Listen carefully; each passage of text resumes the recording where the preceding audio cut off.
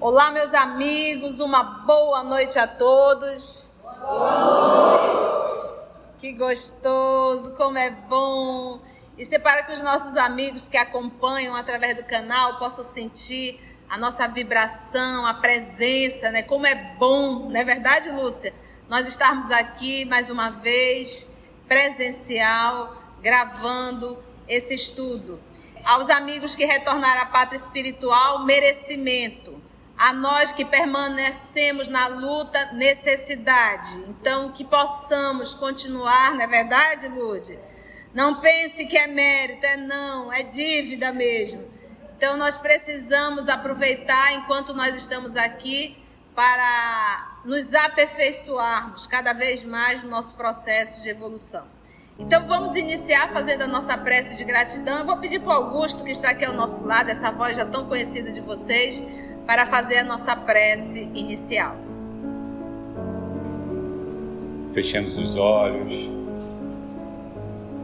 Busquemos colocar em nossa tela mental o nosso Mestre Jesus aqui conosco, feliz por nos vermos reunidos em seu nome, e que possamos nos reportar a Ele dizendo: Mestre querido, amor de nossas vidas, como é bom estar contigo.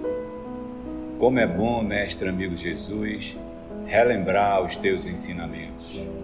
E te rogamos, nesse momento, que a espiritualidade amiga possa nos intuir, nos ajudando assim a internalizar tudo o que aqui aprenderemos.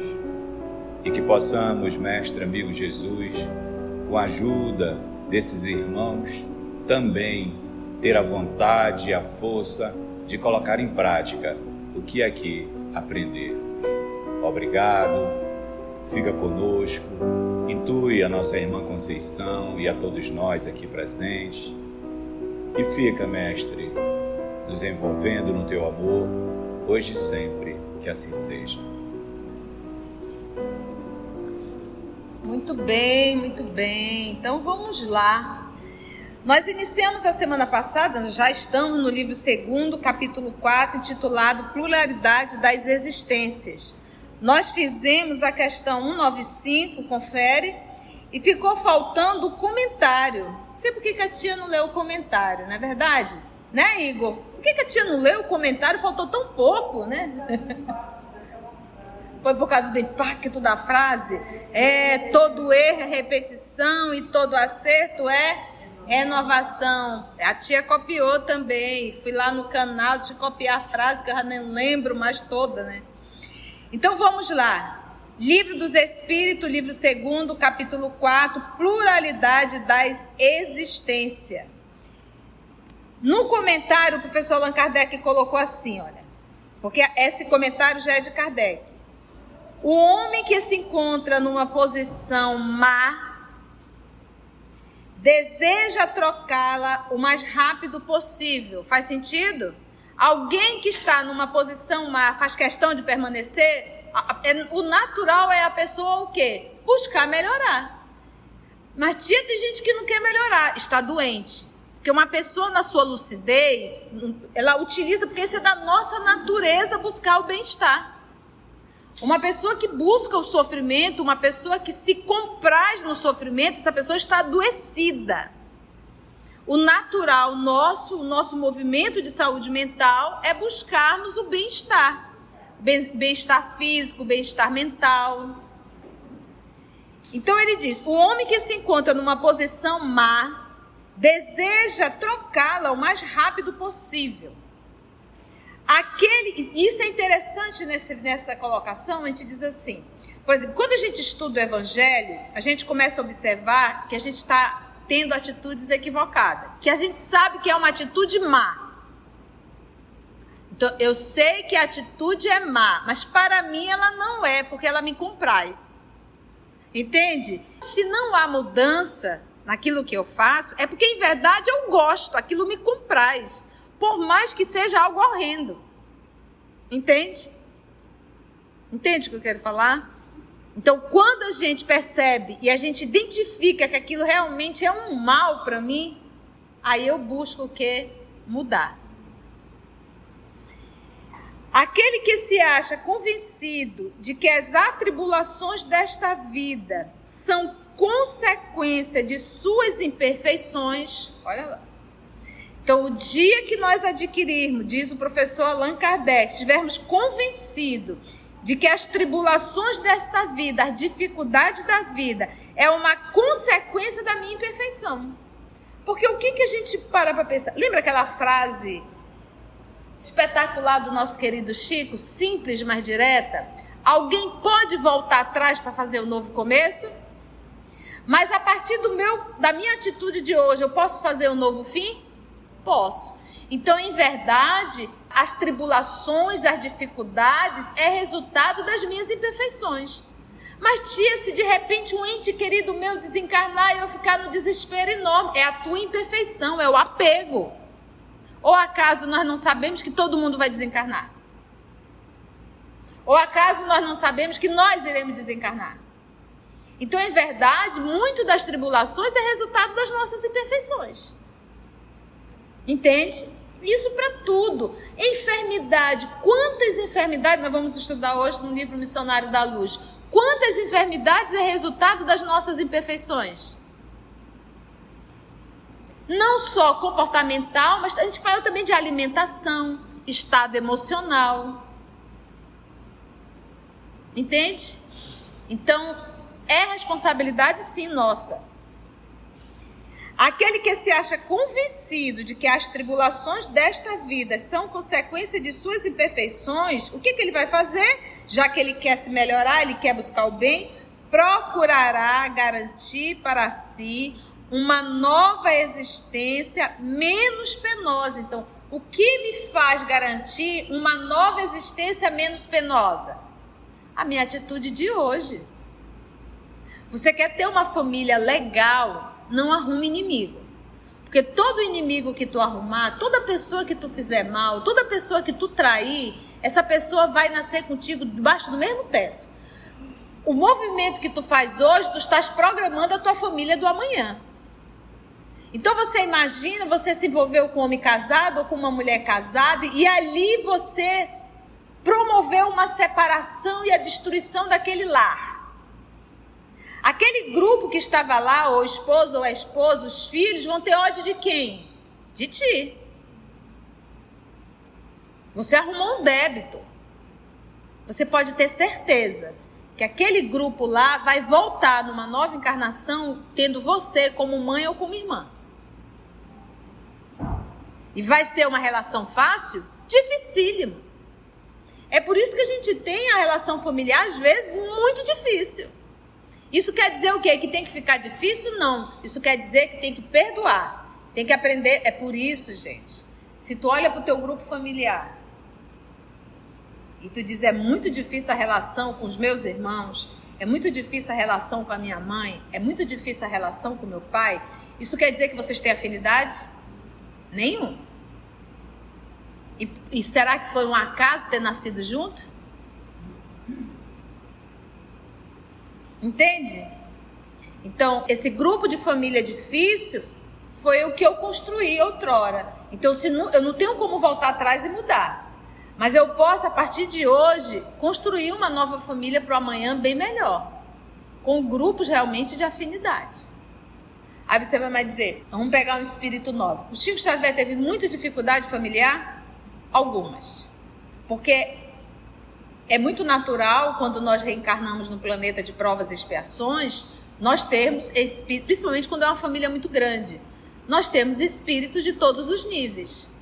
Porque existe uma coisa chamada afinidade e existe uma coisa que é a falta da afinidade. A falta da afinidade pode ser um inimigo do passado, uma situação difícil do passado? Pode. Mas pode ser também aquela pessoa que não se compraz com o que tu fazes. Que não gosta do que tu fazes, que te irrita profundamente com o que tu fazes. Então, vocês são espíritos que não são afins, porque gostam de coisas o quê? Diferentes. Tia, como é que eu posso saber se é só uma questão de afinidade ou se são coisas do passado? Se é só uma questão de afinidade, como diz, nem fede nem cheira. Não é assim que a gente diz? É aquela coisa morna, sabe? Vai ficando e tal. quando é algo do passado, vem um sentimento, vem uma emoção, vem uma raiva junto, entende? Vem um sentimento, não é morno. É algo mais forte. Então você percebe que ali existe, você sente uma raiva muito grande, uma irritação muito grande. Tudo que aquela pessoa faz te incomoda. Já deu o recado, entendeu? Para si uma nova existência menos penosa, e esta ideia o desviará mais depressa da senda, ou seja, do caminho do mal, do que a do fogo eterno em que não acreditar. Então, ao invés de eu estar aqui dizendo para vocês, ou vocês melhoram, ou vocês vão lá para o quinto dos infernos, arder no mármore, se queimar todo, essa é uma informação, ou é melhor vocês entenderem que a nossa atitude de hoje vai falar do nosso futuro? Qual das duas lições é mais lógica? Quais as duas lições se tornam mais terapêutica? A ideia do fogo eterno ou a ideia da lei de ação e reação? Entende? É isso que Kardec aqui nos faz refletir. Deu para fechar a questão 195? Vamos então para 196? Alguma pergunta, gente? Pergunta o professor Allan Kardec. Não podendo os espíritos melhorar-se, a não ser por meio das tribulações da existência corpórea, porque aqui nós já aprendemos, se a gente ficar só no mundo espiritual, o que vai acontecer com a gente? A gente vai estacionar. Mas tia André Luiz aprendeu, porque muitos espíritos desencarnam, mas não saem da crosta terrestre. Fica aqui perambulando. Tem muitos espíritos nessa condição. E dessa condição reencarnam, tá? Mas vamos dizer que esses espíritos que conseguem ir para outras colônias, para colônias que saem da crosta terrestre, eles participam sim de cursos, estudos, isso aí é doutor. E a gente aprende lá, não é na teoria não, a gente vai para a prática. Não sei se vocês já observaram na obra de André Luiz, é teoria prática, teoria prática, teoria prática. Vamos aprender? Vamos. Uma semana, aonde? Vamos para a instituição tal. Pode observar nas obras de André Luiz. É teoria e prática. Não é assim? Eles não aprendem na prática, né, Augusto? Eles vão para lá. Então, ou seja, vamos pegar o nosso André Luiz, que é uma obra que fala do mundo espiritual. Então, ali ele está aprendendo. Mas isso não quer dizer que ele está mudando de degrau. Ele está evoluindo, ele está aprendendo. O que vai bater na sua evolução? Quando ele encarnar e colocar em prática o que ele aprendeu. Vamos pegar nós aqui, nós estamos aqui dentro fazendo o quê? Praticando ou é teoria? É teoria. Nós estamos o quê? Aprendendo. Isso já garante a nossa evolução? O que vai firmar a nossa evolução? Quando nós formos lá para fora, o quê? Praticar. Então é por isso que eles nos afirmam, os espíritos, que o nosso processo de evolução é aonde? É aqui. Porque nós temos que aprender a lidar com a matéria. Nós temos que aprender a superar a matéria. Nós temos que aprender a administrar a matéria. Quando eu falo em matéria, eu falo inclusive em desejos. Ok? Não podendo os espíritos melhorar-se, a não ser por meio das tribulações da existência corpórea, porque você não vai evoluir, meus amigos, é só a gente pensar. Você, por um acaso, né, Rondelli, amiga do meu coração, a gente consegue evoluir sentada na rede, tomando uma água de coco, comendo cremezinho de vatapá? Ou um docinho feito pela minha amiga Carla Doce? Dá para evoluir? Quando é que você sabe que você é bom numa matéria? Quando você vai para a prova. Só tu e o papel. Então, as tribulações é que irão firmar em mim o que eu aprendi. Porque o que eu aprendo, eu só consigo firmar fazendo. Muito simples. Você tem uma aula de química, teoria. Teoria. Você entende de forma en passant. Mas se eu pegar esse menino, essa menina, esse curumim, essa cunhantã, enfiar ele dentro de um laboratório, uma vez ele teve a teoria, ali ele vai para a teoria e para a prática, aquela lição vai o quê? Ele vai mexer, aquilo vai fixar dentro dele. Então, a prática faz com que a lição fixe em nós. Então, eu aprendi sobre tolerância. Teoricamente, eu sei.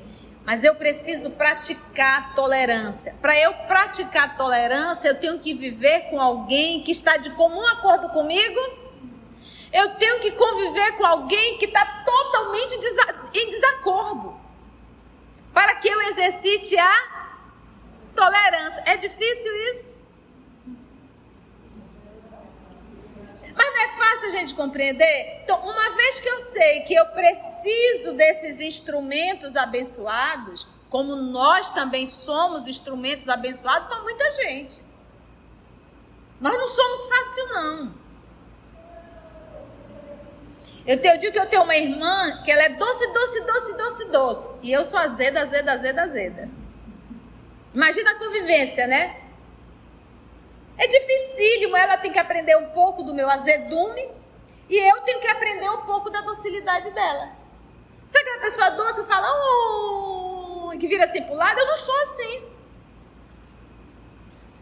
Mas não é à toa que nós estamos o quê? Juntos. É um ali aprendendo pro outro. É por isso que nós estamos num planeta de provas e expiações. Então, uma vez nós temos essa informação, por que eu reclamo dos instrumentos? Se eles são o que eu preciso, eu não tenho como adquirir a tolerância se eu não tiver alguém para exercitar. Mas o que a gente quer nesse nosso movimento egocêntrico de vaidade? A gente quer que todo mundo esteja de comum acordo com o meu ideal. E por pura vaidade eu tenho certeza que meu pensamento é o melhor de todos. E que eu estou certo e o mundo inteiro está errado. Egoísmo. Orgulho, na verdade. Entende isso? Então isso tudo vai fazendo com que a gente comece a refletir. Quando a gente tiver uma relação com o capetinha na nossa frente, a gente vai levantar as mãos para os céus e dizer obrigada, meu pai, por esse cão que está aqui. Porque é ele com esse tridente que está me empurrando para a frente. Dá até para rimar, olha. Né? Com tridentezinho, o cão anda com tridente, né? É esse tridente que vai nos empurrando para a frente. É esse o movimento. Então são as tribulações. A calmaria é o repouso muscular. Esse músculo emocional. Quando vem a tempestade de novo, é isso que vai nos tornar verdadeiros marinheiros. É isso que vai nos tornar verdadeiro aprendiz. Então isso é a gente está aqui dizendo que a melhor coisa do mundo é sofrer? Não. Ele está falando em tribulações. Sofrimento é nós colocando o cadinho que a gente quer. Porque todo mundo aqui passou pela dor da desencarnação de um ente querido. Se está aqui, porque já passou, né? E aí, como é que você passou por isso? Foi por uma tribulação ou por um sofrimento terrível? Porque quem deu o tom da tribulação foi você. Para tudo na vida da gente. Entende agora a diferença? Então, não podendo os espíritos melhorar-se, a não ser por meio das tribulações da existência corpórea, segue-se que a vida material seja uma espécie de cadinho ou de depurador. Sabe que eu acho que ele colocou o cadinho ali? Porque no laboratório, a pessoa tem que aquecer, quando o químico lá tem que aquecer muito o sólido, ele usa o cadinho. Cadinho é um potezinho assim, lá de porcelana, e coloca. Cadinho é um pote mesmo, ele coloca quando um sólido tem que ser muito aquecido no cadinho que ele põe. Por isso que a vida é um cadinho. A gente está ali para aquecer, para depurar. Para amolecer, né? Acho que é por isso que ele usou o cadinho. Com certeza, não foi à toa. O professor Allan Kardec era professor de química, física, anatomia, fisiologia, astronomia, gramática. A Lígia já está responsável para colocar a imagem do cadinho, para a gente ver aí no canal, tá bom? Para você ver o que é o cadinho dentro do laboratório. espécie de cadinho ou de depurador. Se tem que depurar, isso estava o quê? Impuro. Uma espécie de depurador. Então, se eu preciso exercitar a tolerância, é porque eu sou uma pessoa o quê? Intolerante. Se eu preciso exercitar a humildade, é porque eu sou uma pessoa o quê? Orgulhosa. Depurar. Pelo qual devem passar os seres do mundo espiritual para alcançar a perfeição. A pergunta do Kardec já é toda a explicação. Aí os espíritos, sim, é isso.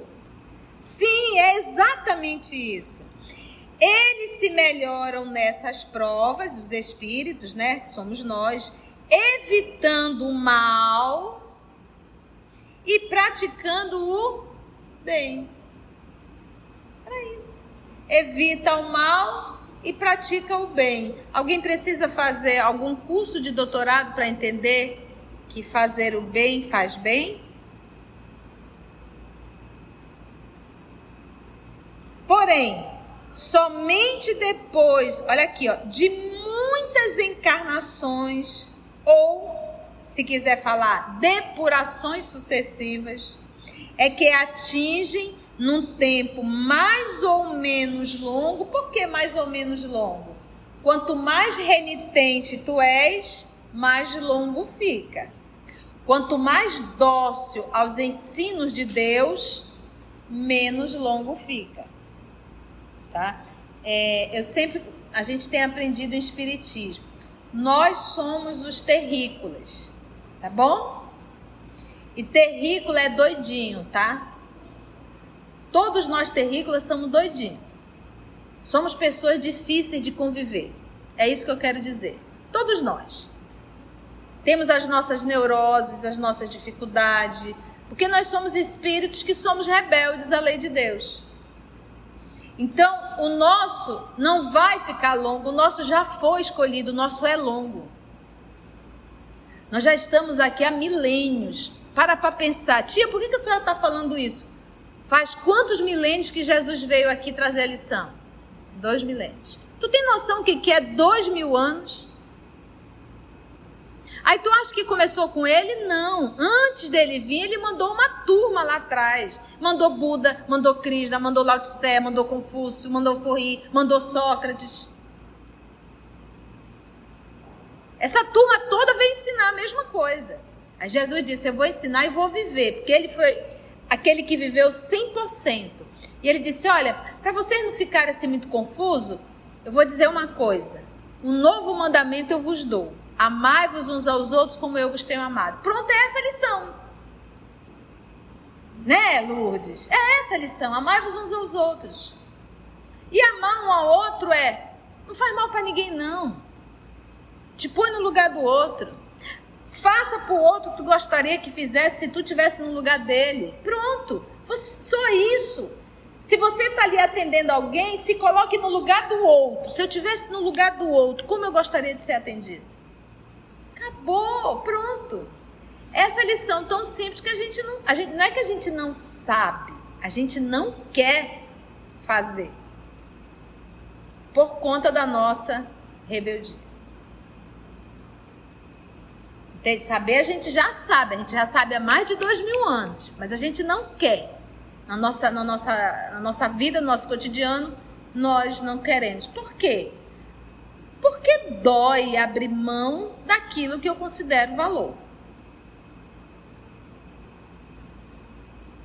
Somente depois de muitas encarnações ou depurações sucessivas é que atinge num tempo mais ou menos longo, porque vai depender de quem? Da criatura, vai depender, porque ela não tem o livre-arbítrio. Quando no livro Consolador é perguntado sobre a evolução do Cristo, o que o Emmanuel diz? O que nos cabe, o que nós sabemos, tipo assim, os comentários do mundo espiritual, é que a evolução do Cristo foi em uma reta. Agora para pensar. Jesus, antes que o planeta Terra existisse, ele já era um Cristo. Então não pensa que essa evolução de Jesus foi na Terra. Ele já era um Cristo. Tanto é que ele é o responsável pelo planeta Terra. Mas a evolução dele foi uma reta. A vezes, ele é exceção? Não, ele não é exceção, ele é regra. A exceção somos nós. Entende? É um número muito pequeno que se rebela. Tia, de onde a senhora tirou isso? Não fui eu, foi Jesus que disse. Quantas ovelhas eram? 100 na parábola. Quantas fugiram? 99 ficaram, 99%. E aí o nosso Senhor diz que o pastor largou as 99 e foi atrás do 1%. E nós fazemos parte desse 1%. Mas ele não está falando de 1%, que todo 1% do universo está na Terra. Vamos pensar. É esse 1% do universo. Que tem planetas aí que está esse escadinho de 1%. Tanto é, gente, que o planeta Terra, se a gente pegar aqui no nosso sistema, ele é uma coisinha de nada. O nosso planetinha, o planeta Terra é um planetinha. Vai ver o tamanho de Júpiter. E vai ver a evolução de Júpiter. Entende? Então nós somos exceção. Por isso que o nosso Senhor Jesus diz, eu vim para os doentes. Eu gosto sempre de falar, de lembrar isso, para a gente abaixar a ponta do nariz. Porque a gente tem certeza que é o quindim, a azeitona da empada ou qualquer coisa muito significativa. Não somos. Entendeu? Vamos lá. Então, ele é menos longo, conforme... Então, depois de muitas depurações sucessivas, é que atinge num tempo mais ou menos longo, conforme os esforços que empreguem, o objetivo para o qual se encaminha. Então, qual é a palavra aí? Depende do quê? Do esforço. Esforço. Que é o que nos falta. A gente acaba se acomodando muito. Mas esforço, que é esforço mesmo, ninguém quer fazer. Por quê? Porque dói. E o que esforço é esse, tia?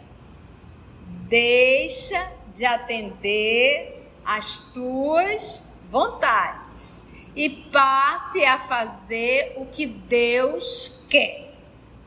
Por isso nosso Senhor Jesus nos fala, eu e o Pai somos um só. Ele está querendo dizer o quê? Que ele é Jesus ou que ele reflete Deus 100%? Reflete Deus 100%. Porque não é a vontade dele, é a vontade de quem? De Deus. Mas ele já entendeu que o melhor para ele é fazer a vontade de Deus. E ele se realiza. Ele se realiza. Quando a gente fala do amor, isso muito bem abordado no livro Consolador, a mente é o espelho da vida em toda parte. O que a gente vai aprender? O amor é a criação de quem? De Deus. Pensamento e vida. No Consolador também ele aborda. Mas esse é pensamento e vida em particular. Mente, espelho da vida em toda parte. E no pensamento e vida, o que ele vai dizer? Que nós temos que aprender a o quê? A refletir o amor. E o amor de quem? Deus. Por isso que Jesus diz, eu e o Pai somos um só. Ou seja, eu reflito Deus 100%. Por isso ele tem olhado para o João Evangelista e diz, tu está olhando para mim e não está vendo Deus? Porque olhar para Jesus é ver Deus. 100%. Por quê? Porque ele reflete o amor 100%.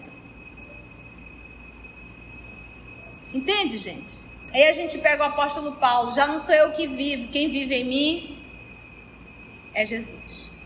Já não sou eu que vivo, Cristo vive em mim. Então ele já aprendeu a refletir 100%. Qual é a nossa luta? Abrir mão da nossa personalidade, da persona, e aprendermos no dia a dia, dizer bem assim, o que Jesus faria se estivesse no meu lugar? O que Jesus faria? E a gente sabe, mas aí vem o cão da vaidade, do orgulho, e a gente e vai e faz do nosso jeito, e depois a gente paga um alto preço. Fale, Cecília. A reflexão sobre o amor de Deus, atender, fazer o amor de Deus, acreditar e buscar realizar tudo aquilo que vai agradar o Senhor. Tudo bem. Mas o que o Senhor quer realmente da gente? Que nos tornemos espíritos puros. Então a nossa grande meta tem que ser buscar essa situação de espírito puro, porque essa é a grande vontade de Deus. Ele nos criou para que nós estejamos ao lado dele. Então, isso tem que ser a meta de cada um. Quando pensar no amor de Cristo, no amor de Deus, tem que pensar como é, o que é que ele quer realmente. E quando você fala em um espírito puro, qual a característica de um espírito puro? Ama. Por isso que Jesus resumiu em um só: um novo mandamento vos dou. Olha a palavra: amai-vos uns aos outros como eu vos tenho amado. A característica de um espírito nobre é o amor. E quem ama tem um alto poder de compreensão. A nossa maior dificuldade é compreender o outro, aceitar, porque compreensão é aceitação. Nós lemos uma questão, né? Vamos fazer a 196A? É o corpo que influi sobre o espírito para que se melhore, ou é o espírito que influi sobre o corpo? Teu espírito é tudo. Teu corpo é uma veste que apodrece. Eis tudo. Nós não vamos entrar nesse comentário aqui, porque nós iremos entrar no Evangelho de Mateus, anota aí, capítulo 26, versículo 41, em que o nosso Senhor Jesus vai falar a Pedro sobre a carne fraca. Porque essa fala aqui dos espíritos, quando nos diz assim: teu espírito é tudo, teu corpo é uma veste que apodrece, e tem a fala de Jesus em Mateus capítulo 26, versículo 41. Pedro, a carne é fraca. Então, em nome dessa carne fraca, nós vamos trazer um bom material no nosso próximo estudo, se Deus assim nos permitir. Foi bom? Deu para aprender? Saímos daqui atento? Antes de orarmos em agradecimento, vamos ouvir algumas considerações da tia que destacamos neste estudo para a reflexão dos ensinamentos. Vamos aos destaques da tia? Todo erro é repetição e todo acerto é renovação. Se não há mudança naquilo que eu faço, é porque em verdade eu gosto. Então, quando a gente percebe e a gente identifica que aquilo realmente é um mal para mim, aí eu busco o quê? Mudar. Que as tribulações desta vida, as dificuldades da vida, é uma consequência da minha imperfeição. Que me faz garantir uma nova existência menos penosa? A minha atitude de hoje. Você quer ter uma família legal? Não arrume inimigo. Porque todo inimigo que tu arrumar, toda pessoa que tu fizer mal, toda pessoa que tu trair, essa pessoa vai nascer contigo debaixo do mesmo teto. O movimento que tu faz hoje, tu estás programando a tua família do amanhã. Se tu olha para o teu grupo familiar e tu diz: é muito difícil a relação com os meus irmãos, é muito difícil a relação com a minha mãe, é muito difícil a relação com o meu pai, isso quer dizer que vocês têm afinidade? Nenhum. Então, esse grupo de família difícil foi o que eu construí outrora. Então, eu não tenho como voltar atrás e mudar. Mas eu posso, a partir de hoje, construir uma nova família para o amanhã bem melhor. Com grupos realmente de afinidade.